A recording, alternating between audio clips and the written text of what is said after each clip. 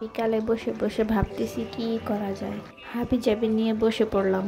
আগের কিছু মুক্তা পুঁতি ছিল, কি করব নিজেও জানি না। একটা রক্সতা কেটে নিয়ে তার ভিতরে 4টা পুঁতি ভরে নিলাম। যারা এর আগে পুঁতির কাজ করেছে বা পুঁতির ব্যাগ বানিয়েছে তাদের কাছে এই স্টেপটা খুব সহজ। লাস্ট পুঁতি দিয়ে রক্সতার আরেক মাথা দিয়ে ক্রস করে নিলাম। তারপর 4 পুঁতির একটা ফুল হয়ে যাবে। রক্সতার ডান হাতের মাথায় একটা পুঁতি এবং বাম হাতের মাথায় একটা পুঁতি ভরে নিলাম। তারপর লাস্ট আরেকটা পুঁতি দিয়ে আবারও সে আগের মতো ক্রস করে নিলাম। আবারও 4 পাপড়ির একটা ফুল হয়ে যাবে। ঠিক এইভাবে আমরা করতে থাকবো। এভাবে করে করে আমরা পুরো একটা লাইন পরিপূর্ণ করব। এরপর আমরা ফার্স্ট লাইন থেকে সেকেন্ড লাইনে চলে যাব। এর জন্য ডান হাতের রক্সতাতে 3টে পুঁতি ভরে নিয়ে ক্রস করব। তো আমরা কিভাবে সেকেন্ড লাইনে চলে গেছি। ঠিক ডান হাতের রক্সতায় 3টে পুঁতি ভরে নিয়ে ক্রস করব। ক্রস করা হয়ে গেলে পাশের পুঁতিতে রক্সতার একটা মাথা ঢুকিয়ে দেব। বাম হাতের মাথা ঢুকিয়ে দিয়ে ডান হাতে আবারও আমরা 2টা পুঁতি ভরে নিব। 2টা পুঁতি ভরা হয়ে গেলে আবারও আমরা আগের মতোই ক্রস করে দিব। দেখো কিভাবে আরেকটি লাইন তৈরি হয়ে যাচ্ছে। ঠিক এইভাবে আমরা আরও একটি লাইন তৈরি করে নিলাম। এবার আমরা বাম হাতের রক্সতায় 2টা পুঁতি ভরে নিয়ে ডান হাতের সুতা দিয়ে ক্রস করব। দেখা যাবে আমরা আরও একটা নতুন লাইনে চলে গেছি।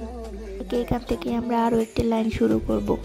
সেম আগের মতো আমরা আবারও ডান হাতে 3টা পুঁতি ভরে নিয়ে বাম হাতে সুতা দিয়ে ক্রস করে দেব। আগের বারের মতোই পাশের লাইনের পুঁতিতে ভরে আবারও 2টা দিয়ে আমরা ক্রস করে নেব। সেম আগের মতোই কাজ চলবে। আগের বারের মতোই আমরা আরও একটি লাইন তৈরি করব। কমপ্লিট হয়ে গেল আমাদের 3 নাম্বার লাইন।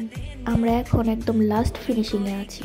আমার কাছে আগের একটা রাউন্ড মিরর ছিল, আমি সেটার চারপাশে এটা গোল গোল করে ঘুরিয়ে নিলাম খুব ভালোভাবে।